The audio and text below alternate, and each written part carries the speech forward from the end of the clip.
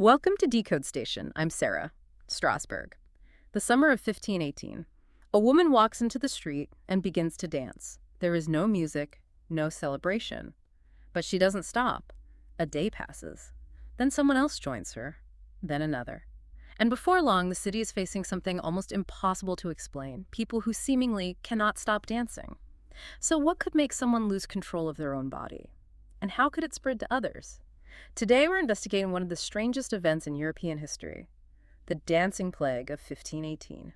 Yeah, and to really understand how deeply unsettling this was, you have to sort of place yourself right there in those narrow, winding streets. Right, because we're peeling back over 5 centuries of folklore here to look at the documented facts. Exactly. I mean, our mission for this investigation is to really dismantle those myths, compare the leading modern theories, and uncover what this outbreak actually reveals about the fragility of the human mind. Because the reality of what happened in Strasbourg that summer, it's not just a quaint historical anomaly.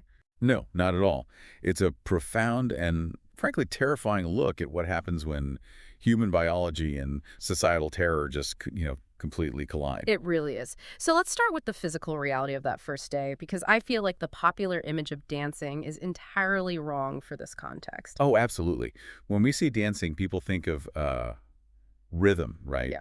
Joy, social connection. Right, a celebration. But when we look at the historical accounts from July 1518, starting with a woman known in the records as Frau Trophäa, the atmosphere is incredibly bleak. Bleak is the perfect word for it. There are no instruments playing. She isn't performing for anyone. She steps onto the cobblestones and begins to move in this silent, almost trance-like state. And she continues for 4 to 6 days, which is just, the sheer biological endurance required for that is staggering. It really is. I mean, think about it. An average person today would struggle to run a marathon for a few hours. Oh, definitely. I'd be exhausted after 20 minutes. Right, let alone engaging in constant, erratic physical exertion for the better part of a week. And she was doing this often with bleeding feet and, with barely any sleep. So it wasn't a choice. It was an overwhelming physical compulsion. Exactly. Her muscles were firing, her limbs were thrashing around, and she was entirely incapable of stopping herself. And then, well, the phenomenon metastasized. Yeah. What began with one woman in an alleyway transformed into this terrifying civic crisis. Others around her began to mimic the behavior entirely against their own will. Right. Though, regarding that spread, I think we need to be careful with the numbers. I agree. I was looking closely at the source materials, and I want to push back a bit on the sheer scale that always gets thrown around in pop history. Yeah, the later historical accounts claim there were hundreds of people thrashing about in the streets. Right, and we know that whenever we deal with events from 5 centuries ago, legends inevitably inflate the numbers. Oh, always. It's a classic historical exaggeration. It's somewhat like a modern internet trend, right? Where the crowd size or the impact gets exaggerated with every single retelling. Except it is incredibly disturbing to imagine a viral spread, not on a screen, but, manifesting in the limbs and muscles of the people physically standing next to you. That's a great analogy. And treating those massive numbers with extreme skepticism is, well, it's a core rule of historical investigation. Because we don't exactly have modern census data from July 1518. No, we don't. Or hospital intake forms. Yeah. What we do have are civic ordinances and chronicles written shortly after, which confirm the outbreak was severe enough to threaten the actual stability of the city. Right. So whether it was 50 people or 400, the local authorities were watching their citizens lose all bodily autonomy. And they were forced to intervene. The city council actually convened to solve a crisis that they had absolutely no framework to understand. And the response they came up with, this is where this investigation moves from eerie into a realm of very dark, bizarre comedy for me. Oh, the response was disastrous. Because they didn't lock these people away or try to restrain them, right? Based on the medical consensus of the early 16th century, they decided this illness needed to physically work itself out of the afflicted bodies. Yeah, and that decision was driven entirely by humoral medicine, which, you have to remember, was the absolute gold standard of science at the time. Right, the 4 humors. Exactly. Physicians believed the human body was governed by 4 distinct fluids: blood, phlegm, black bile, and yellow bile. Disease wasn't caused by germs, because they didn't know what germs were. It was caused by an imbalance in these fluids. So what was their diagnosis for the dancing plague? They diagnosed the victims with hot blood. The blood had literally overheated, boiling the brain and agitating the nervous system. Oh, boiling the brain. Yeah. And the only logical cure following the science of 1518 was to force the victims to burn off that excess heat by moving until the humor settled back down. So to cure a plague of uncontrollable dancing, they essentially built a festival. That's exactly what they did. I mean, it's wild. The city government cleared out guild halls, they set up wooden stages in the public markets, and most incredibly, they actually hired professional musicians. They paid pipers and drummers out of the city coffers to play around the clock to keep the afflicted moving. It's just so counterintuitive. It's like trying to cure a severe insomniac by forcing them to drink espresso while staring at strobe lights. That is exactly what it was like. They took an already overstimulated nervous system and completely overloaded it.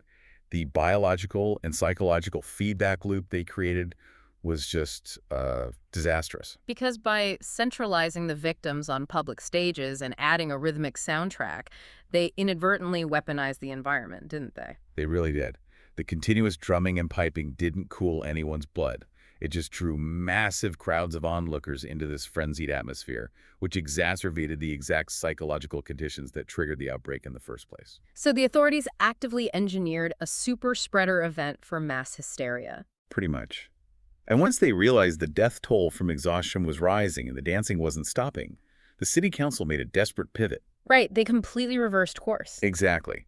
They banned public dancing, they outlawed music in the streets, and they turned away from medicine entirely, opting for a sort of spiritual quarantine. They started loading the victims onto wagons and sending them away to a shrine dedicated to St. Vitus, hoping for divine intervention. Yes, the shrine in Severn. But before we follow them to that shrine, I feel like we need to address the darkest piece of this legend. The death toll. Right. Because the narrative you always hear, the one that makes this such a famous ghost story, is that people were dancing until their hearts exploded. Accounts claim dozens of people were dropping dead in the streets every single day from strokes and massive organ failure. Yeah, that's the famous claim. And honestly, I found myself highly suspicious of those casualty rates when I was reading the primary sources. And your suspicion is entirely justified.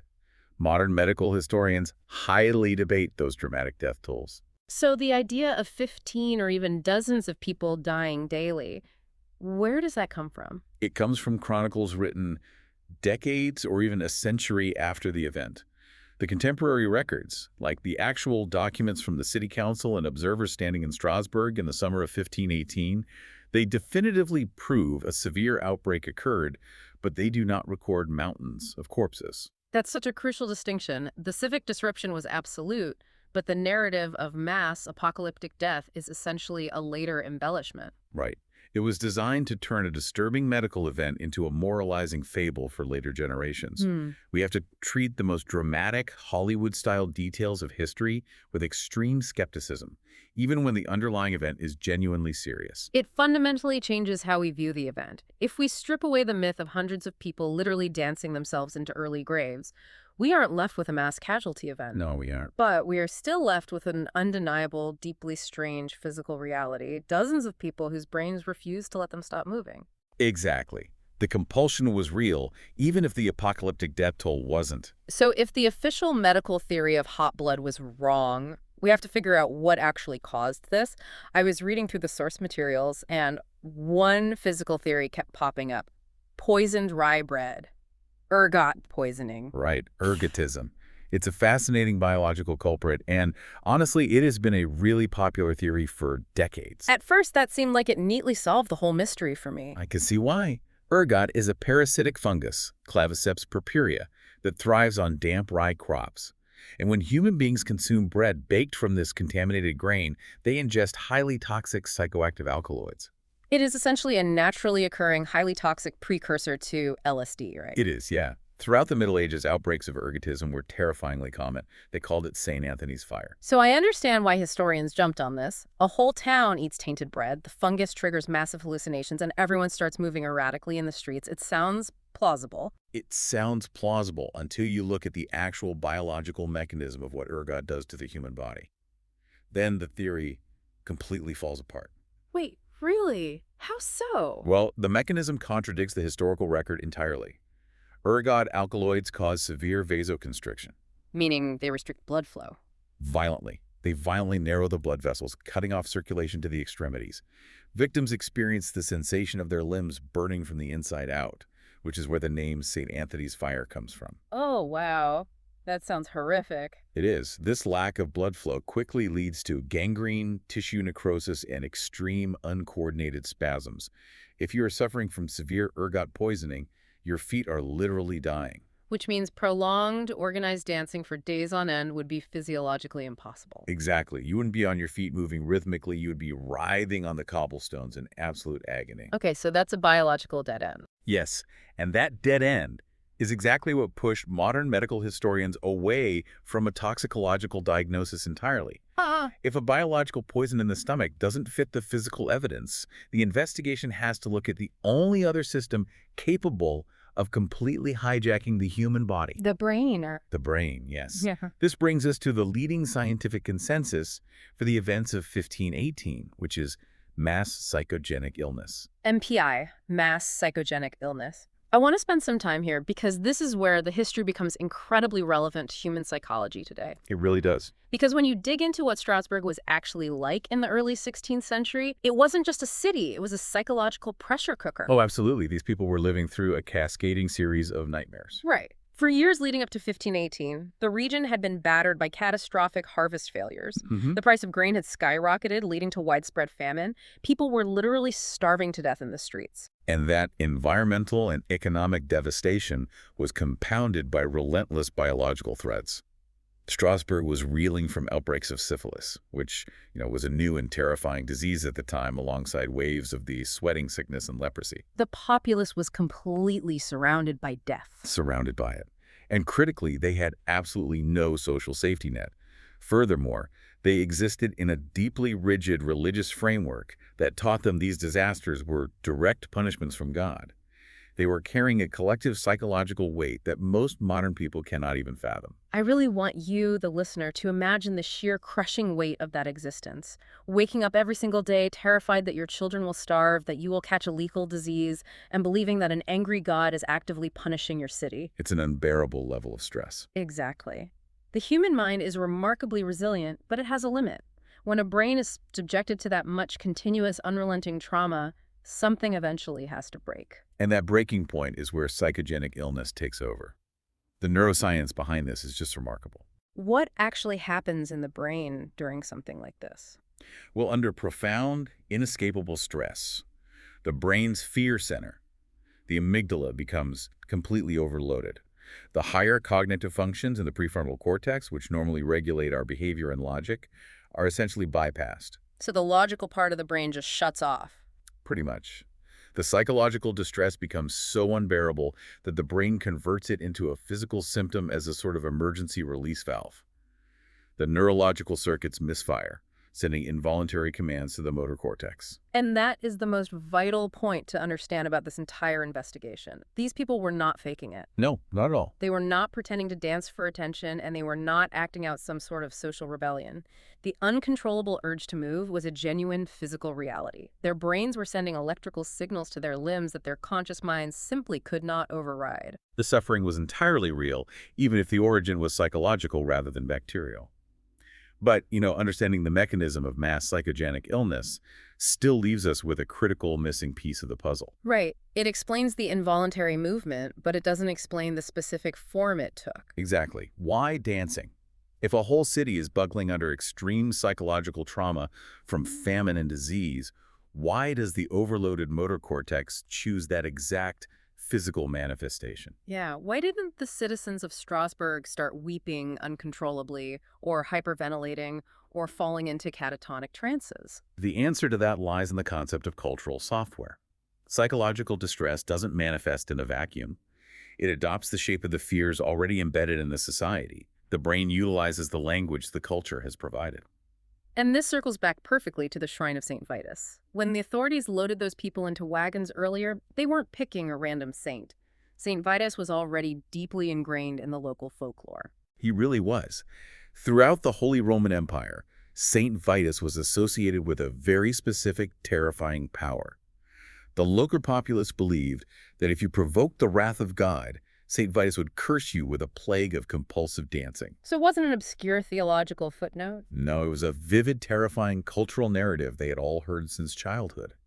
Therefore, when the societal pressure reached an intolerable peak in 1518, The collective breakdown mirrored the exact punishment they had been culturally conditioned to fear. The mind manifested the nightmare it already knew. Which perfectly explains the contagion aspect. We know it wasn't a biological virus passing through the air, Right. but if you are a starving, traumatized citizen of Strasbourg and you walk into the market and see your neighbors suddenly thrashing about, displaying the exact terrifying curse your culture has warned you about, your own overloaded brain reacts. Modern neuroscience actually points to mirror neurons to explain this phenomenon. When we observe someone else experiencing intense emotion or a physical action, certain neurons in our own brains fire as if we were performing the action ourselves. Wow, so it's like a neurological domino effect. Exactly. In a community sharing the same extreme trauma and the same religious terror, watching someone succumb to the curse acts as a profound psychological trigger.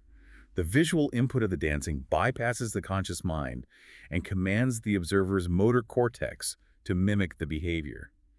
The hysteria spreads not through microbes, but through sight and shared belief. And this wasn't an isolated incident in history either. When you pull back the lens, you realize this cultural blueprint had been activated before. Oh, many times. There was a massive outbreak of dancing mania in 1374 that swept through dozens of communities along the Rhine River. And there were other smaller episodes recorded across medieval Europe. That precedent is what anchors the mass psychogenic illness theory so firmly. In 1374, the region had just endured the catastrophic flooding of the Rhine and the lingering trauma of the Black Death. So the societal variables were identical. Identical. Extreme suffering, high mortality, and a deep religious fear of divine retribution. In a different century or a different culture, that exact same level of collective trauma might have produced a rash of mysterious fainting spells or localized paralysis. But in the world of 16th century Europe, the fear was St. Vitus. It is a stunning realization about how intimately the human brain is wired to the society it inhabits. The environment doesn't just shape our thoughts. Under the right horrific conditions, it can literally seize control of our limbs. It's terrifying when you really think about it. It is. Which brings us to the ultimate unresolved tension of this deep dive. Because while mass psychogenic illness offers the most robust, logically sound explanation for the biology and the history of the dancing plague, we still can't put it in a neat little box. No, we can't. The exact singular truth of what happened on those cobblestones in 1518 will always remain slightly out of reach. We have applied modern neuroscience, toxicology, and historical analysis to a 500-year-old event, but we cannot interview Frau Treffe. Right. We cannot examine the victims. We are left looking at shadows cast on the walls of history. The true horror of Strasbourg isn't the inflated death tolls or the bizarre image of hired musicians playing for a crowd of thrashing citizens. The truly disturbing reality is the profound fragility of human autonomy. Yes. The fact that a human being can lose the keys to their own body and that this loss of control can ripple through a community like a shockwave purely through the power of observation. It leaves us with a haunting uncertainty about how much control we actually have over ourselves when the world around us becomes too much to bear. So I leave you with this. What if what spread through Strasbourg wasn't a disease at all? What if what spread was fear itself? It forces us to recognize that when a community is pushed to the absolute brink, fear refuses to stay confined to the imagination. It becomes a physical, undeniable reality that can seize a city and rewrite history. Stay curious. Stay skeptical.